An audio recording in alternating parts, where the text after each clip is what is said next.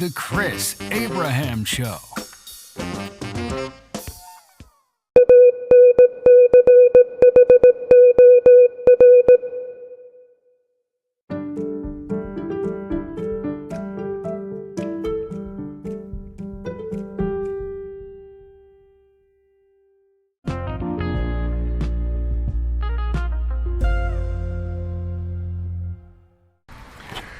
Hey there, this is The Chris Abraham Show, Season 4, Episode 14. This one is called Even Free College and Free University and Free Graduate School and Free Doctorate and Free Postdoc and Free Student Forever in Europe isn't free. And I don't think people understand what the extreme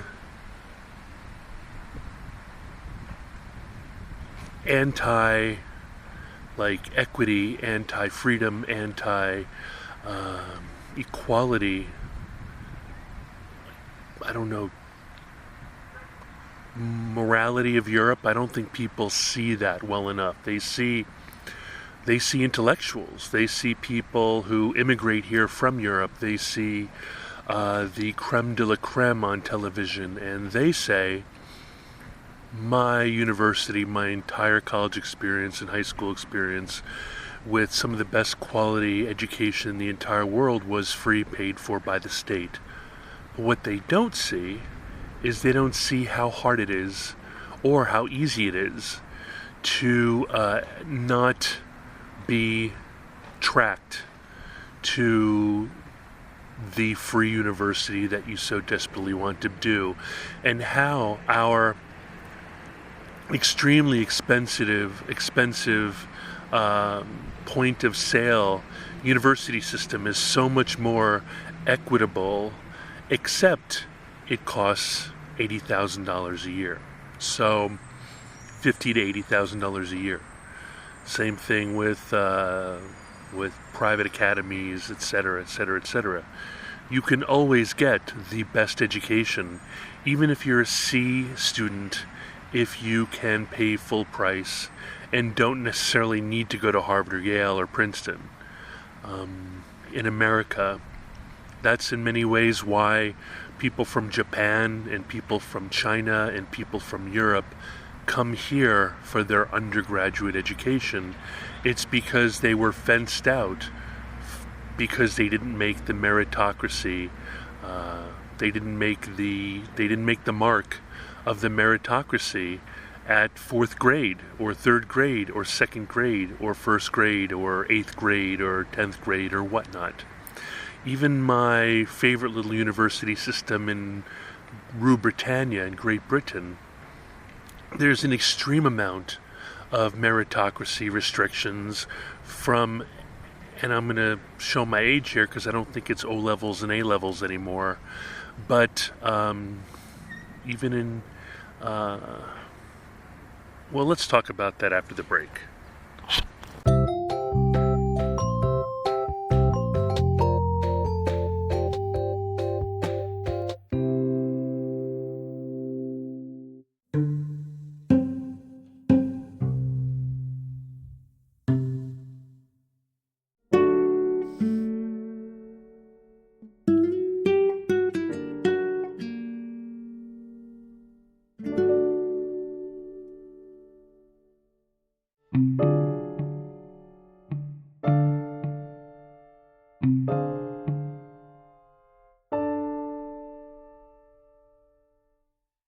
Welcome back to Season 4, Episode 14 of the Chris Abraham Show. My name's Chris Abraham, and I gotta tell you, I know it's so awesome, and I totally agree that university in America should be high quality and free for all.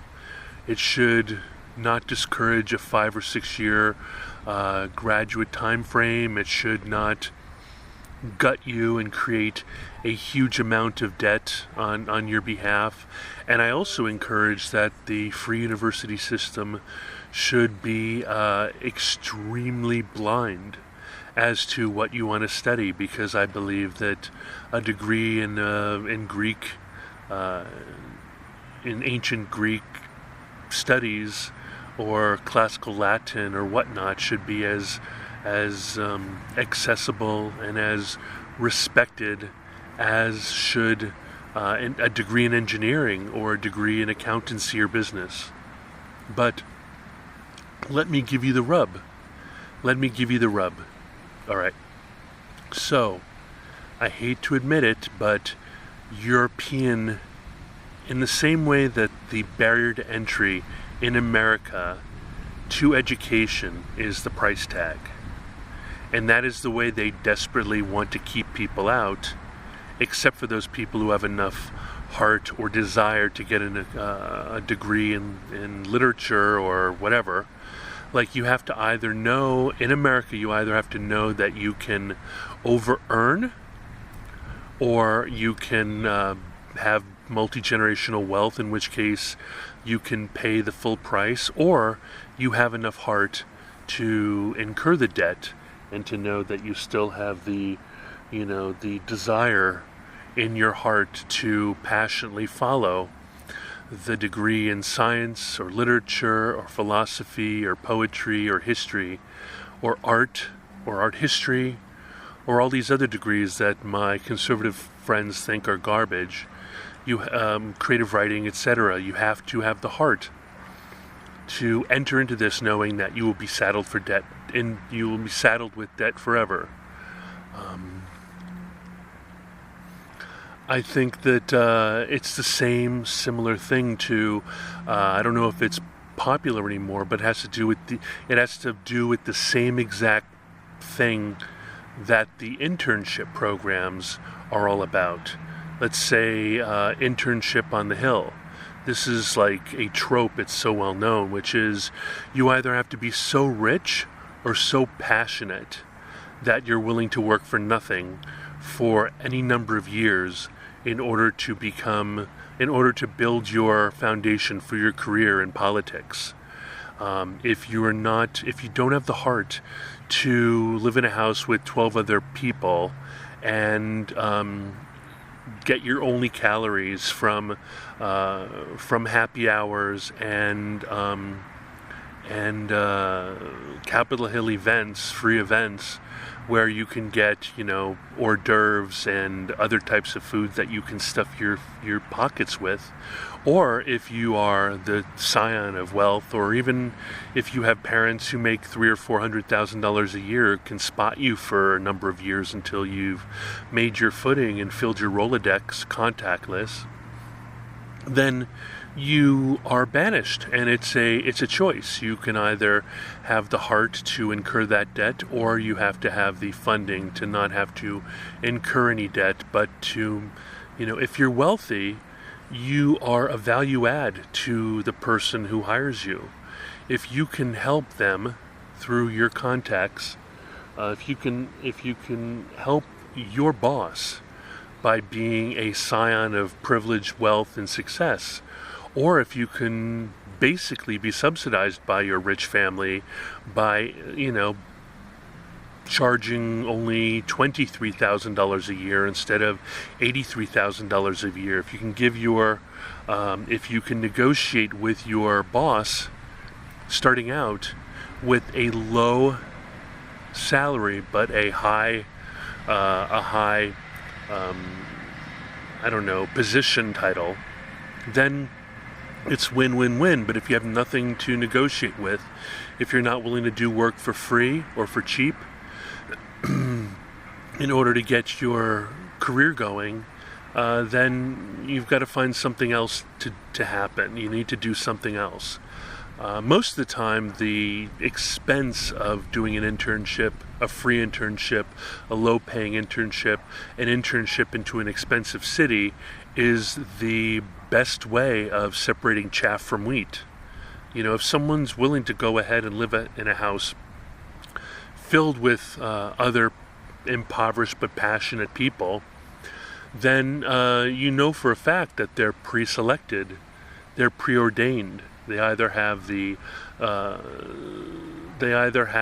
family wealth to allow them to do it, or they have the desire, the fire in their loin.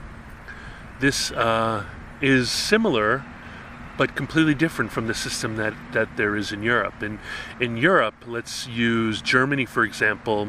When I lived in Berlin, I was amazed by the passion of my friend Frank, who, is a Berliner, grew up as a Luxembourgan, lives in Berlin, has 2 kids, and those kids were not, they were not testing well. They were not, at 4th grade, they were not going to make the cut towards being academic merit. They were not tracking to the academy. They were tracking to vocational. And so he threw himself at the private schools in Berlin and took a job as a music teacher at a school that would fast track his kids into an academic vector instead of a vocational vector. He hacked the system, but he was able to get his kids into it. But if you're just a normal person, you either have to, like, to use the French as an example, you are either of a bureaucratic class, and there are bureaucratic preschools and bureaucratic K through 12 and bureaucratic colleges and bureaucratic universities and so forth, where you will be tracked based on multi-generational being a technocrat. In the French bureaucratic system, and your name alone and your history alone will get you into the most beautiful cushy of academic and technocratic and bureaucratic and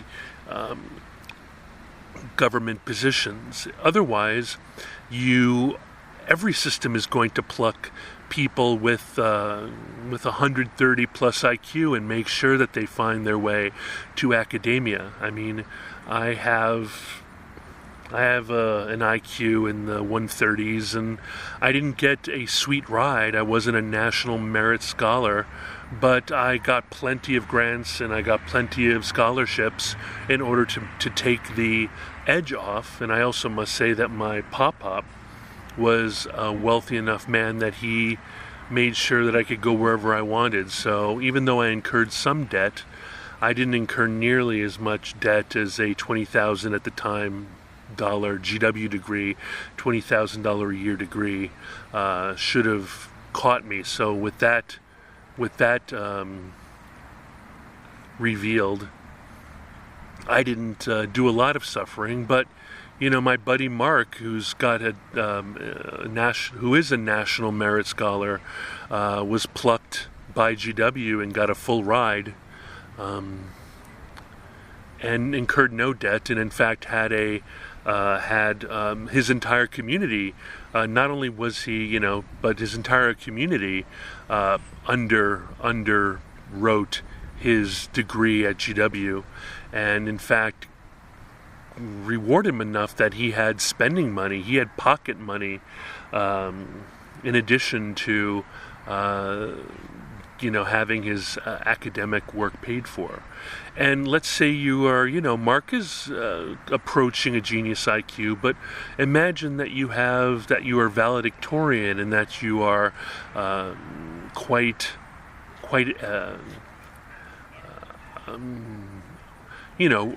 anybody who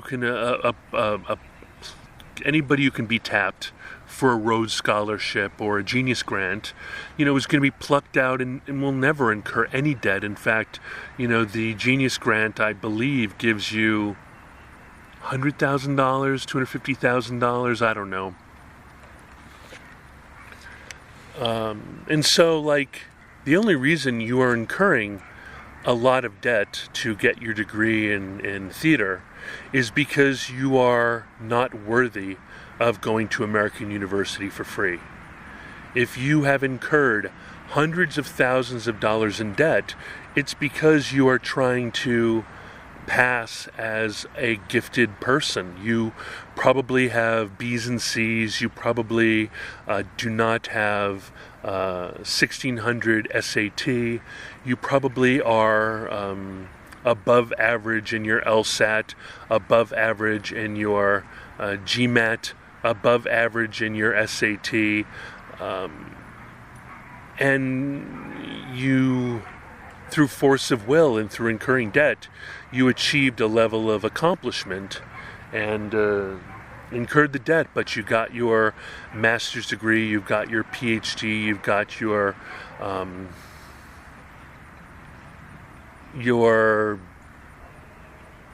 amazing masters in writing from Iowa or whatever. But you are going to. There are cost centers and there are income centers, and in order for people to attract the creme de la creme of the academic world to the university, they need to get a bunch of people who are just happy to be there and willing to pay full price. And that's you if you incurred hundreds and thousands of dollars worth of debt, because honestly, if you are creme de la creme, the university is throwing money at you. But there's the benefit. America allows C students, B students, and C students to be able to rub shoulders and rub elbows with the creme de la creme, and quite possibly put on their resume that they went to the same schools as David Foster Wallace or whomever, to have gone to the same schools as Carl Sagan or Justice so-and-so. And so as a result, it is worth the extreme amount of vig in order to be associated with people who are actually 20 IQ points stronger than you, but have received the same degree. And to be honest, if you went to Princeton or Harvard or Yale or Duke or Brown or Cornell, at that point nobody's going to care about magna cum laude or cum laude. They're just going to care that you have a degree from Oxbridge. Now, when we move over to Great Britain, which I'm most familiar with, people do care about what your degree is. They care a lot about what your degree is, no matter what university you attended. They care that you, they care about what you did in your A-levels. They care about what you did in your O-levels. And the highest degree you can get is a first, or an A, I guess, in O-levels. But I think it still has to do with first. Maybe it's like 2-1, 2-2. Like, the way it works is interesting. But if you get a first, you I don't even know if there's first with honors, but if you get your O-levels with various and sundry degrees, like you do history and literature and maths and physics or whatever, and if you get first in those, you have you have your pathway to Oxbridge, which is the swanky way of saying you have your access to Oxford or Cambridge, and you're going to go there for free. But to get a first, or to get multiple firsts, like in order to get in Oxford or Cambridge, you either need to study abroad and attend there, or you need to get 2 or 3 or 4 firsts. It's like, it's like not good enough to just get a 4.0 anymore, and plus 1600 to get into Harvard or Yale. You need to get any number of AP courses. You need to get 4.4. You need to get a 5.0 out of 4. You need to, overshoot in order to distinguish yourself as someone worthy of a spot at the university. But if you can achieve that level, you're not going to have to pay. You can go to Polytechnic with a lower degree. You can go to a second-tier school with a little bit of a lower, one first and a couple 2-1s, etc. for free. You can, there are 3 tiers, right? There's Oxbridge, and then, I think maybe my University of East Anglia was second tier or third tier. There's, all types of tiers of universities, and they're all free, but they're all meritocracy based. They've made a point of trying to make it less elitist and class based, so there are a lot of people who are, middle class or blue collar or poor and impoverished and so forth, and they are pulled out of the muck. But they're not pulled out of the muck just because of equity. Those people still need to score exceptional degrees and exceptional scores. They just aren't from generational wealth, or they're not from generational family lines. It's not just from the blue blood, it's from the blue class as well. But in the same way that France and Germany and even Japan and so forth, like, you need to kill or be killed in order to get enough merit through the colleges that you attended, through the degrees that you took, through the scores that you made, and to the point where in China and Japan, that if you don't make the mark, people commit suicide over it, because there's just no ability to access unless you have enough money to be able to go into the free market of universities around the world that are more than willing to take your money for that hallowed degree that allows people to afford to pay, to underwrite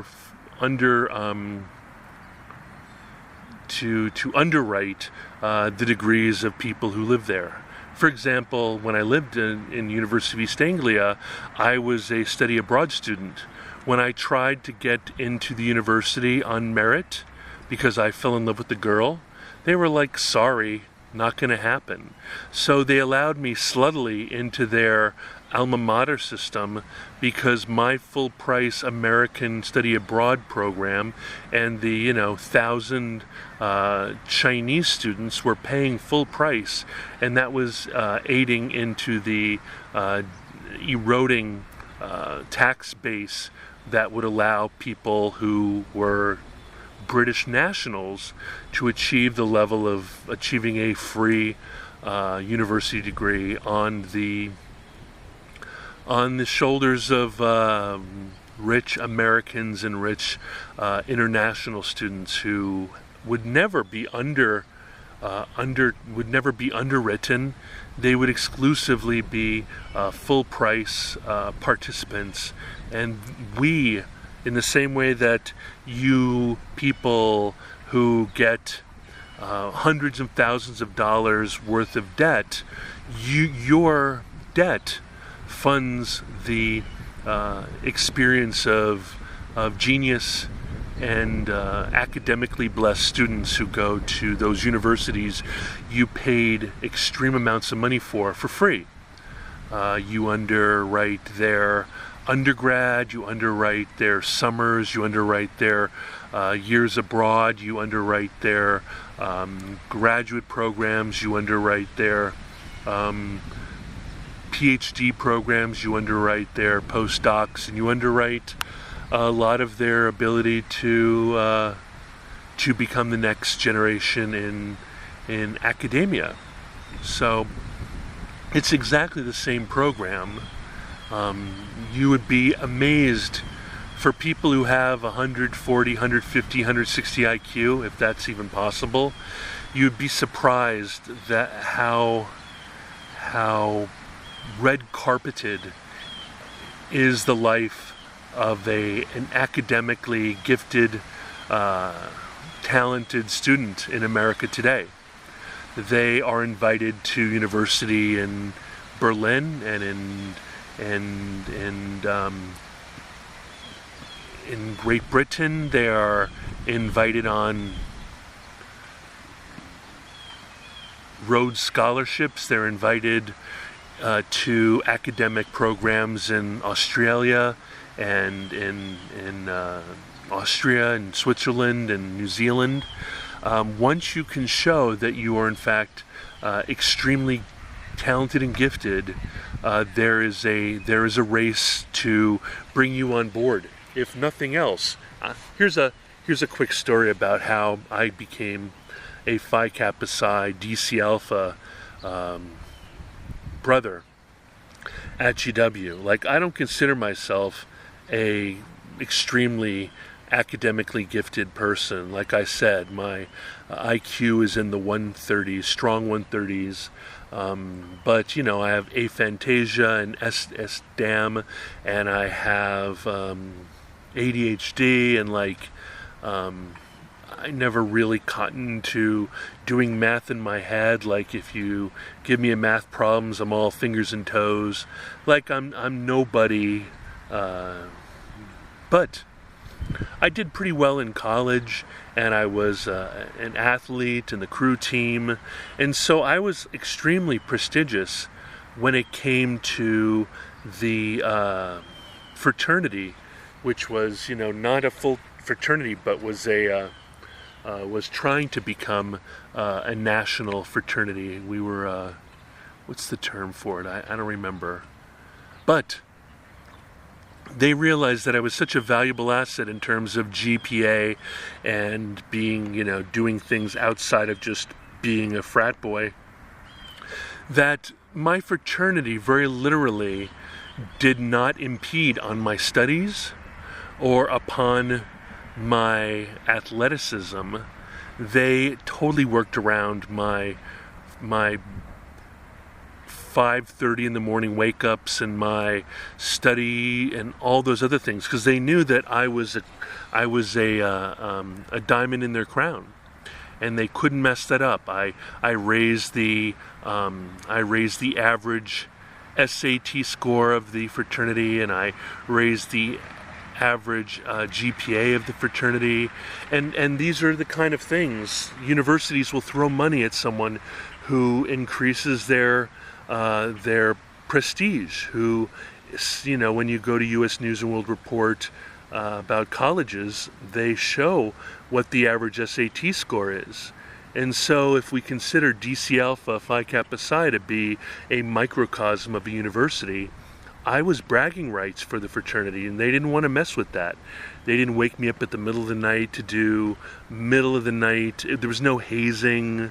There was no, I mean, I had to memorize the Greek alphabet, but aside, and some of the fighting songs and songs for Phi Kappa Psi, but it was barely an inconvenience.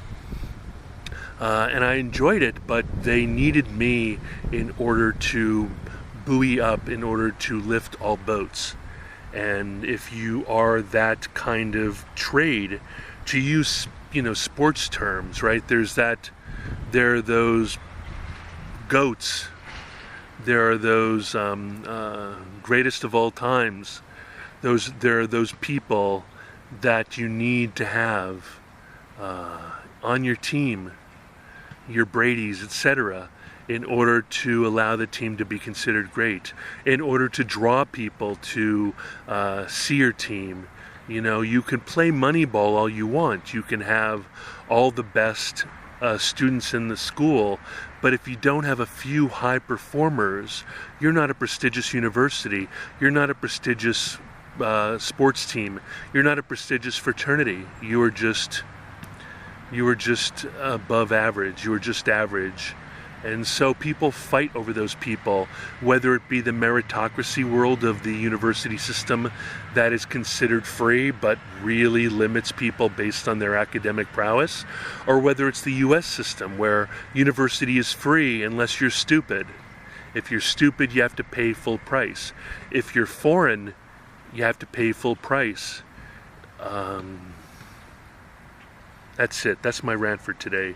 Sorry, and I know it's boring, but I need to get out of my system. Free is always free unless it's not free, right? If you're on the VIP list at a party, no, at a club, if you're on the VIP list, you go in, they lift the red rope, and you drink for free, and you go into the VIP room. Otherwise, you're paying, in my day, it was a $20 cover. But you can say, I was in the Viper room when whomever was there. You didn't have the VIP room treatment. You weren't chugging top, vodka out of chilled containers along with your brut French champagne in the VIP room, getting swag bags. You were in the dirty, admit it to yourself. Were you the unwashed masses at your university, at your prestigious university, under the weight of hundreds of thousands of dollars worth of premiums put on your ability to be associated with there being 25 active professors who have awards, who are recipients of genius grants and various and sundry, just, what I'm saying. At this point in the conversation, you realize that I don't have very much academic gift either, but I know that there are people who are the aphids, and there are people who are they're the people who the system extracts sugar water from, and there are people that the extracted sugar water is fed to. And my buddy Mark received the aphid sugar water. I am somewhere in between. And then there are loads of people who just get in because they are willing to pay full price for the opportunity to have gone there. And that is an unfair but a fair trade. You pay so much money that I will let you into a place that you don't deserve to be. And there's plenty of that going on. It's the American way, and apparently it's every prestigious university. They just don't call them the dumb kids. They call them the furners who are willing to spend full price to have an Oxford experience, or how to have a Harvard, Yale, Princeton experience, a GW experience, etc. Mind you, generally if they're Chinese or Asian or whatever, generally the people who go to years abroad or go to foreign students in university are also extremely wealthy too, so it doesn't hurt. Amen. Anyway, I will come back with how you can contact me and talk to you soon. I hope this is still recording. Yep.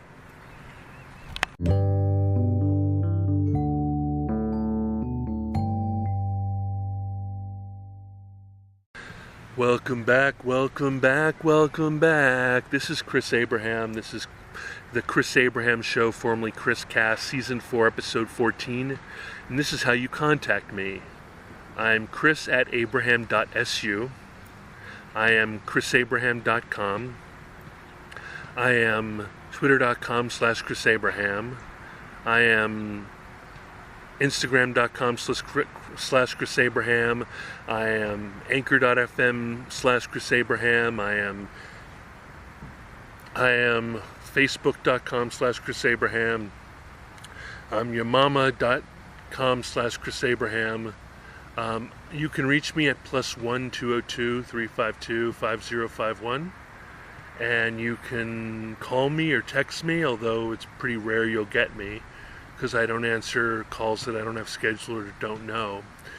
You can reach me via WhatsApp. You can reach me via Signal and Telegram.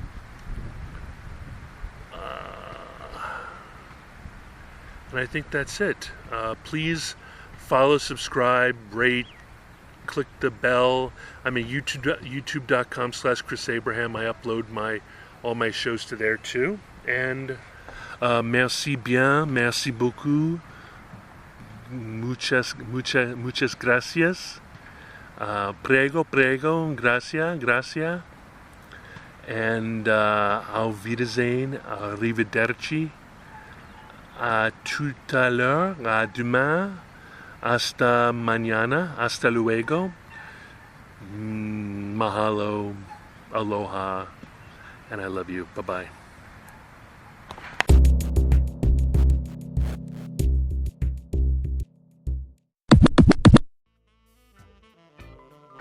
Thank you for listening to The Chris Abraham Show. Make sure you subscribe so you don't miss any future episodes. Until next time.